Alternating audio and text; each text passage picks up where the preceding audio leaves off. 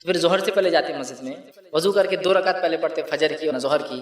یاد رکھیے جو نماز جب چھوٹ جاتی ہے، جب آپ نے حدیث میں فرمایا جب کوئی انسان کو نیند لگ جائے، آنکھ لگ جائے، جب وہ اٹھے تب اس کے لیے فجر کا وقت ہے۔ لیکن یہ سستی کاہلی والے اور روز چھوڑنے والوں کے لیے نہیں حدیث، یہ غفلت سے ہو گیا۔ میں نے الارم لگایا، میں نے سب کچھ کیا، میں نے گھر والوں سے کہا، سب ہونے کے باوجود بھی انسان ہے، ہوگی غفلت، مہینے میں 1-2 بار ہو سکتی ہے غفلت ہو جائے مجھ سے۔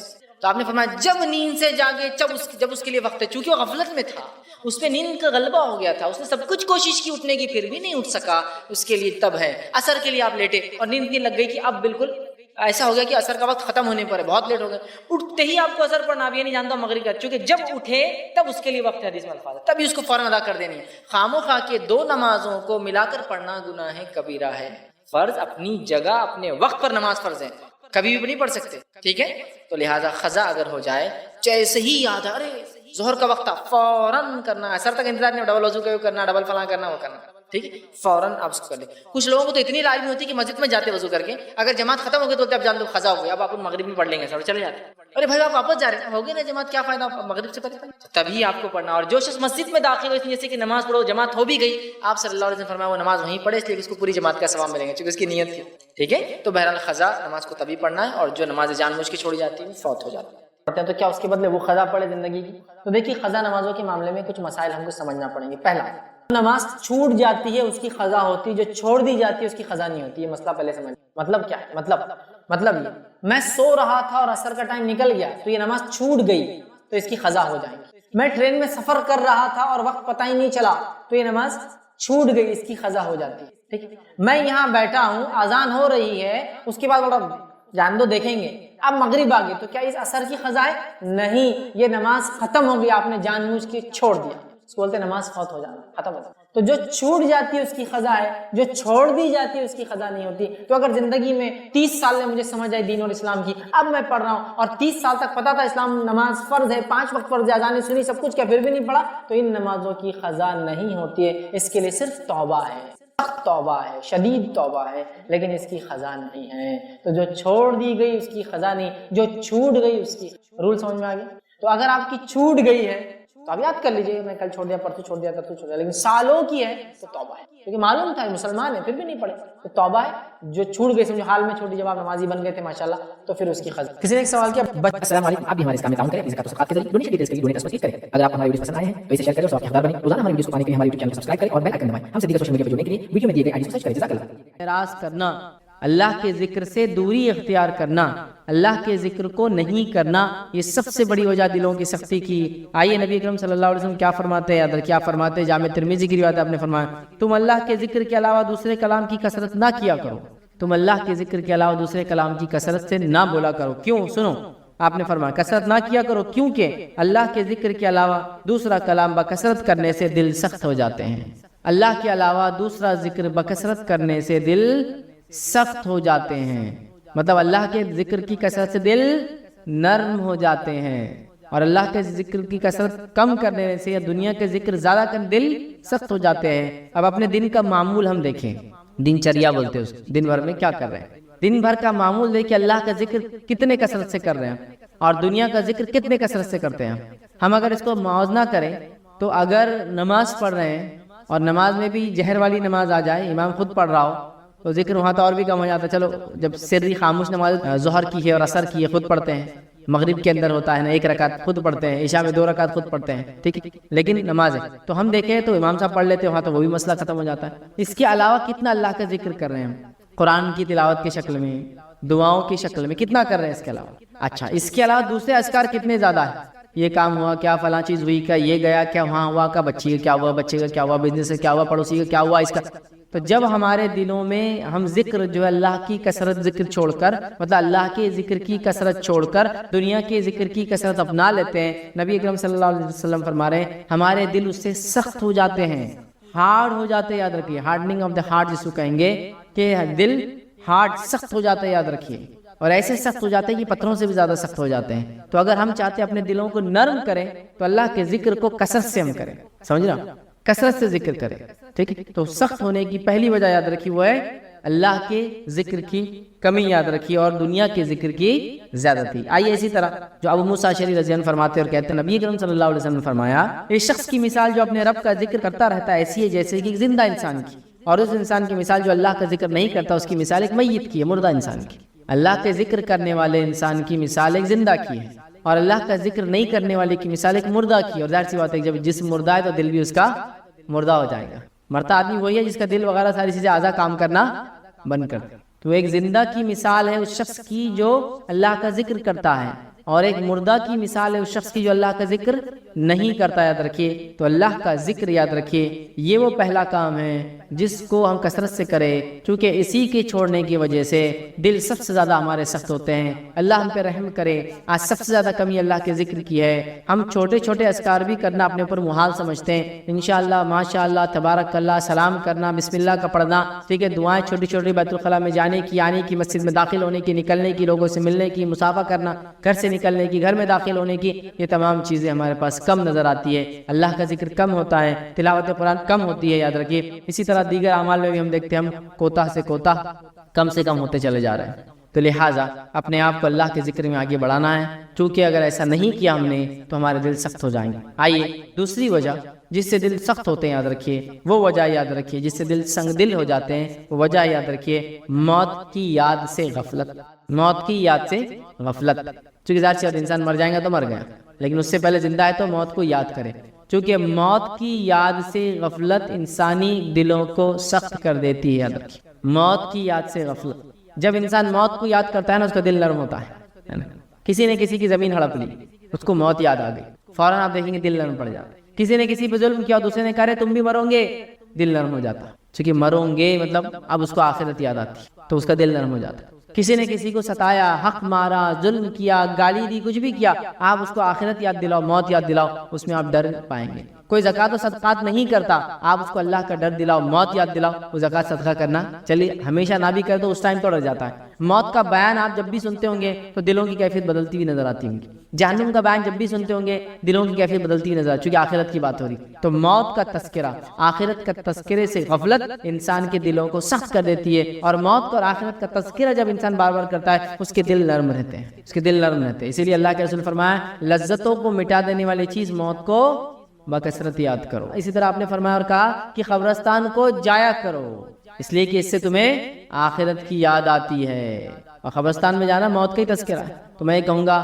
میت کے ساتھ شامل ہوئیے، موتا کے گھر جایا کرے، نماز جنازہ میں شامل ہوئیے، تدفین قبرستان میں جا کے دیکھیے، وقتاً فوقتاً قبرستان میں رشتہ داروں غیر رشتہ داروں کے پاس جا کے ان کے لیے دعائیں مغفرت کیا کیجیے۔ تو اس سے کیا ہوتا ہے، اور وقتاً فوقتاً موت کو یاد کرنے سے انسان کو کیا ہوتا ہے معلوم آپ کو، اس کا دل نرم ہوتا ہے اور دلوں کی سختیاں کم ہو جاتی ہے۔ یاد رکھیے آج ہم موت کو مکمل طور سے بھول گئے، ہمارے دل سخت سے سخت تر ہوتے چلے جا رہے ہیں۔ ہمیں بتایا جا رہا ہے بھائی یہ غلط کر رہے ہو، اب چلنے تو دیکھا جائے گا، اس لیول تک آگے جب ہوں گا، جب دیکھا جائے گا، اس لیول پر آ چکے ہیں ہم لوگ۔ یاد رکھیے تو لہٰذا ہم کو اس چیز کو سمجھنا ہے اور موت کو کثرت سے یاد کرنا ہے۔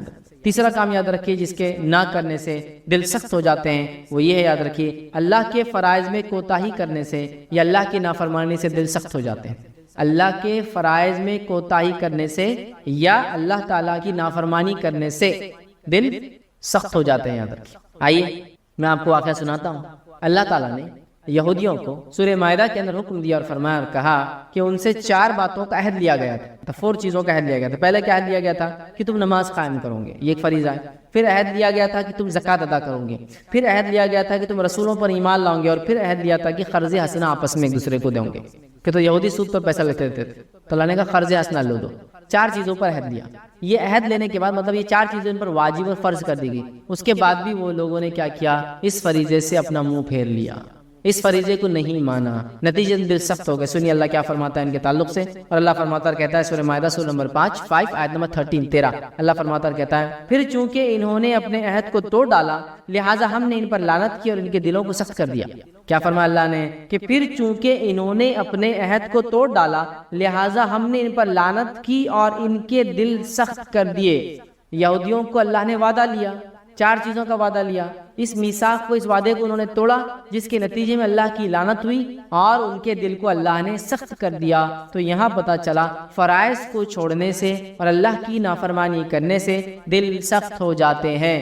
فرائض کو چھوڑنے سے، اللہ کی نافرمانی کرنے سے دل سخت ہو جاتے ہیں، یاد رکھیے۔ آج ہمارا حال کیا ہے، یاد رکھیے، کتنے فرائض ہم پہ اللہ نے کیے ہیں، نماز 5 وقت کی، روزہ سال میں ایک بار رمضان کے مہینے کا، زکوٰۃ ہم کو دینا، اگر مال نصاب سے اوپر پہنچتا ہے ہمارا تو سال میں جو ہے ایک بار 2.5%، اور الگ الگ اس کے جیسے جیسے مال کے الگ الگ اقسام ہوتی ہے، اسی طرح ہم کو اللہ نے مال و دولت دیا تو حج ہم کو کر کے آنا ہے نا، یہ چیزیں۔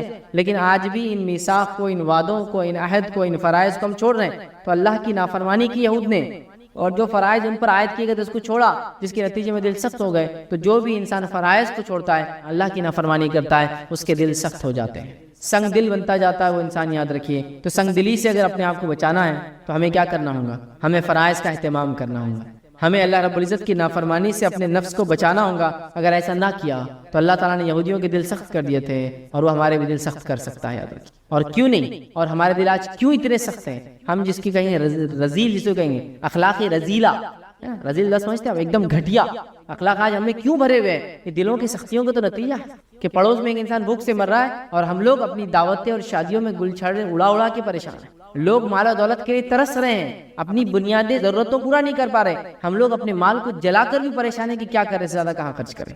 تو دل کی سختیاں نہیں تو کیا ہے کہ پڑوسیوں کو دیکھ کر، ماحول کو، وہ کئی سارے نئے کام کرنے میں آپ کو مددگار ثابت ہوں گے، یاد رکھیے۔ اور کئی سارے کام امت کو کرنا ہے، یاد رکھیے، یہ سب سے صحیح وقت ہے اس کے لیے۔ تو صبح میں برکت ہے، یاد رکھیے۔ اور جتنے لوگوں کی تجارتیں صبح ہوتی ہے، ان تجارتوں کو آپ غور کیجئے، ان تجارتوں کو آپ مانیٹر کیجئے، اور ان تجارتوں کی برکت کو دیکھیے، ان کی برکت، ان کے مال میں برکت، ان کے بیوی بچوں کے اندر برکت، آپ دیکھیے وہ۔ اچھا، اس کے اندر میں یہاں تک بھی آپ کو کہہ سکتا ہوں، اگر بے دین بھی ہوتا آپ یہ چیز محسوس کر سکتے، صرف اس وقت کی برکت کو لے رہے ہو، لیکن اس کے اندر اگر نماز پڑھ کے کرتے تو اور بھی فائدہ ہوتا۔ ایک انسان دنیا میں آتا ہے، خوش بھی ہوتا ہے، غمگین ہوتا ہے، خوشی بھی ہوتی ہے، مومن بھی ہو تو خوش ہوتا ہے، کافر بھی تو خوش ہوتے ہیں نا، خوشیاں ان کو الگ الگ ملتی ہے دنیا، تو فائدہ تو اٹھا رہے ہیں۔ تو وہ لوگ آپ ان کو دیکھیں گے، ایون وہ لوگ جو مانتے نہیں، اللہ پر ایمان بھی نہیں رکھتے، وہ بھی اس کا فائدہ اٹھا سکتے ہیں اگر صرف فجر میں جاگنا شروع ہوتا ہے۔ اور فجر کی تجارتیں آپ ساری دیکھیے، جو تجارتیں سحر سے اور فجر سے چالو ہو جاتی ہے، ان کی برکتیں الگ ہیں، ان کا معاملہ ہی الگ ہے، ان کی حالات ہی الگ ہے، جو بھی آپ اس کو کاؤنٹ کر سکتے ہیں۔ تجارتیں، سبزی اور ترکاری کا تجارت، پھل اور فروٹ کی تجارتیں، ہے نا، اسی طرح مٹن اور فش کی تجارتیں، جو گوشت وغیرہ ہوتے ہیں، نان ویج چیزیں ہوتی ہیں، اس کی تجارتیں آپ دیکھیں، دودھ وغیرہ کی تجارتیں، ہے نا، منڈیاں کب سے لگ جاتی ہیں؟ صبح فجر سے شروع ہو جاتی ہیں نا۔ اور ان کی زندگیاں دیکھیں، ان لوگوں کی، ان کی برکتیں دیکھیے، ان کی اولادوں کو دیکھیے آپ، اور تمام ان کی صحت دیکھیے، ان کے حالات دیکھیے آپ، عجیب و غریب حالات۔ تو اللہ تعالیٰ نے اس وقت میں برکت رکھی ہے، امت اس سب سے اہم وقت کو سونے میں برباد کری۔ مسلم ممالک میں اگر آپ جائیں گے، کچھ، ہر کوئی تو نہیں، لیکن ایک سعودی کی میں مثال دے سکتا ہوں، صبح آفس کے وقت جو ہے 7 بجے چالو ہوتا ہے، مارننگ 7 سے آفس چالو ہوتے ہیں۔ تو جب صبح 7 بجے آفس چالو ہوتا ہے، 3 سے 4 بجے آپ فری ہو جاتے ہیں۔ اس کے بعد صبح بھی آپ کی برکت والا وقت تھا، آپ نے اس کو حلال روزی میں ڈالا۔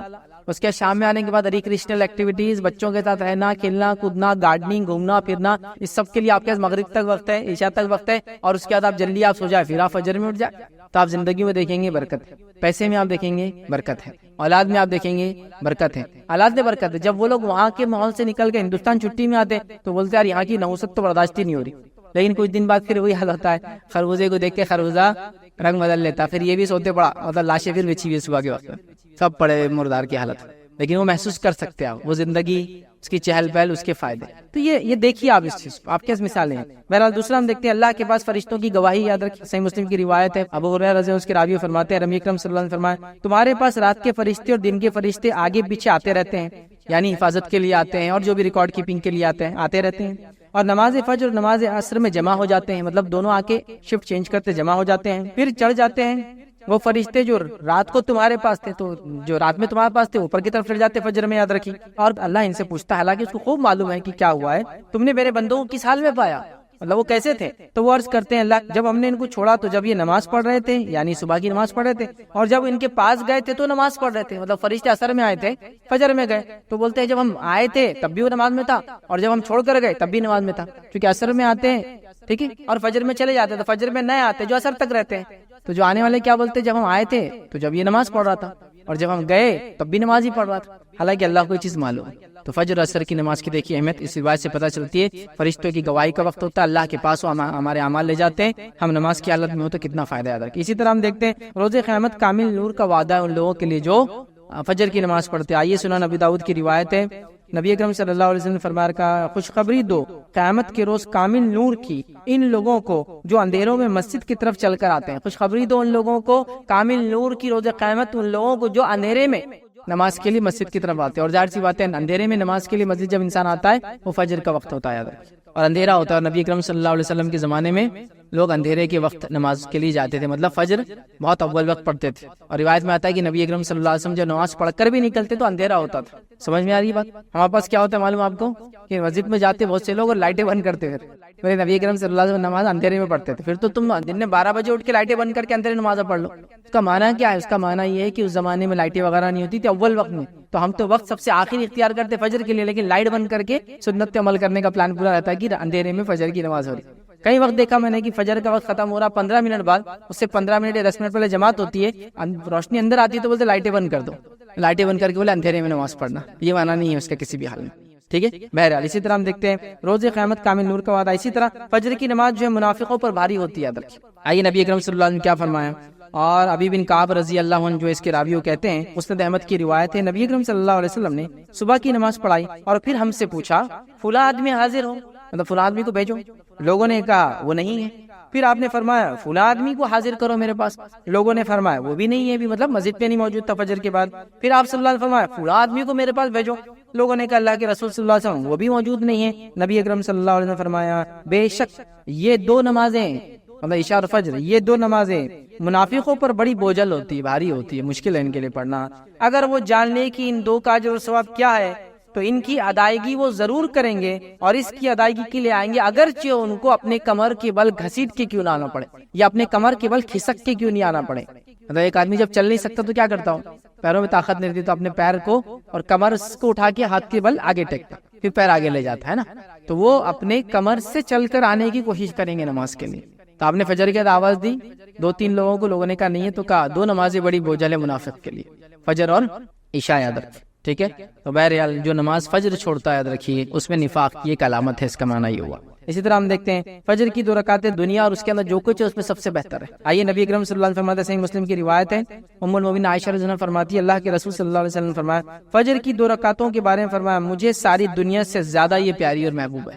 ساری دنیا میں جو کچھ اس سے زیادہ مجھے محبوب فجر کی 2 رکعتیں, یاد رکھیں. اسی طرح یاد رکھیں فجر کی اہمیت کے تعلق سے جو ایک بات ملتی ہے وہ یہ ہے, یاد رکھیں فجر کی 2 نفل نمازیں نبی اکرم صلی اللہ علیہ وسلم ہمیشہ پڑھا کرتے تھے. حالانکہ سفر میں تو ہم لوگ قصر کرتے ہیں, نوافل وغیرہ سنت وغیرہ موقعات چھوڑ بھی سکتے ہیں آپ, لیکن نبی اکرم صلی اللہ علیہ وسلم 2 نمازیں ایسی ہے جو فرض کے علاوہ بھی سفر میں آپ کبھی نہیں چھوڑتے. ایک فجر کی 2 رکعت اور وتر کی نماز, یہ آپ سفر میں بھی نہیں چھوڑتے تھے, حالانکہ سفر میں آپ دوسری نمازیں چھوڑتے تھے. آئیے حدیث کے الفاظ اس طرح سے بخاری کی روایت ہے, عائشہ رضی اللہ عنہا فرماتی اور کہتی ہے نبی اکرم صلی اللہ علیہ وسلم کسی نفل نماز کی فجر کی 2 رکعتوں سے زیادہ پابندی نہیں کرتے تھے. کسی نفل نماز کی اتنی پابندی نہیں کرتے جتنی فجر کی 2 رکعت کرتے, چونکہ فجر کی نماز ہی اہم ہے, پھر اس کی 2 سنت کی بھی آپ اتنی سختی سے پابندی کرتے کہ دوسری روایت میں آتا آپ سفر میں بھی ان نمازوں کو کبھی کبھی نہیں چھوڑتے. یاد رکھیے ان چیزوں کو ہم کو سمجھنے کی ضرورت ہے. آئیے فجر پڑھنے والوں کی فضیلت کیا وہ آپ کے سامنے رکھتا ہوں. پہلی چیز یاد رکھیے فجر پڑھنے والا یاد رکھیے اللہ کی پناہ میں چلا جاتا ہے. فجر پڑھنے والا اللہ کی پناہ میں چلے جاتا ہے. آئیے روایت کے الفاظ, صحیح مسلم کی روایت ہے, آپ صلی اللہ علیہ وسلم فرمایا کہا جس آدمی نے صبح کی نماز پڑھی تو وہ اللہ کی ذمہ داری میں ہے, اللہ کی امان میں ہے, اللہ کی پناہ میں ہے, اللہ کی گارنٹی میں ہے, اللہ اس کا ضامن ہے, مطلب وہ اللہ کی ضمانت میں آ چکا ہے. جس نے فجر کی نماز پڑھی وہ اللہ کی ذمہ داری میں ہے. ذمہ داری سمجھتے نا, ضامن گارنٹر ہو گیا اللہ اس کا. پھر آپ نے فرمایا ذمہ داری میں, بس اللہ تم سے اپنی ذمہ داری کا سوال نہیں کریں گا, تو جس سے اللہ مطلب پھر اللہ تعالیٰ تمہاری ذمہ داری کا تم سے پھر سوال نہیں کریں گا فجر ہو گئی تو, لیکن جس سے اللہ ذمہ داری کا سوال کر لے, اسے سوال طلب کر لیا تو وہ آندھے منہ جہنم کی آگ میں ڈال دیا جائے گا. تو پھر جس نے فجر پڑھ لی وہ ذمہ داری سے بری ہوا, اور اللہ ذمہ داری سے جس کو بری کر دے تو بچ گیا. لیکن جس سے اللہ تعالیٰ اس کی ذمہ داری کے بارے میں پوچھ لیں گا تو اس کو آندھے منہ جہنم کی آگ میں ڈال دیں گے, مطلب منہ کے بل گھسیٹ کے جہنم کی آگ میں ڈال دیا جائے گا. تو جو انسان فجر پڑھ لے وہ اللہ کی امان میں ہے, وہ اللہ کی ذمہ داری میں ہے, وہ اللہ کی سیفٹی اینڈ سیکورٹی میں ہے. اور جس نے فجر چھوڑ دی تو اب اس کی سیفٹی اور سیکورٹی دن بھر نہیں ہو سکتی. اس کو اپنے جان بچانے کے لیے دنیا بھر کی چیزیں کرنا پڑیں گی. یاد رکھیں دنیا بھر کی چیزیں کرنا پڑیں گی. سمجھ رہے اس بات, یہ بات بڑی سمجھنے کی. یاد رکھیں. تو میں نے جو بات شروع میں کہی تھی کہ ہم لوگ اپنی جان, اپنے مال, اپنی عزت, اپنی آبرو, اپنے خون کے لیے پریشان ہے نا, تو میں نے اس لیے کہا تھا نا صرف فجر اگر ہونا شروع ہو جائے تو ایکچولی ہم اللہ کی ذمہ داری میں آ جاتے ہیں. اور جب اللہ ذمہ داری لے لے کسی قوم کی، کسی بندے کی، کسی گروہ کی، کسی جماعت کی، پھر کون اس کو ہاتھ لگا سکتا؟ بتائیے کون اس کو ہاتھ لگا سکتا؟ اور یہ شام تک پناہ میں اللہ کی، رات تک اللہ کی پناہ میں، پھر صبح فجر اس نے پڑھ لی، پھر اللہ کی پناہ میں چلا گیا، اللہ کی ذمہ داری میں چلا گیا۔ آئیے دوسری یاد رکھیے اس کی فضیلت کیا ہے۔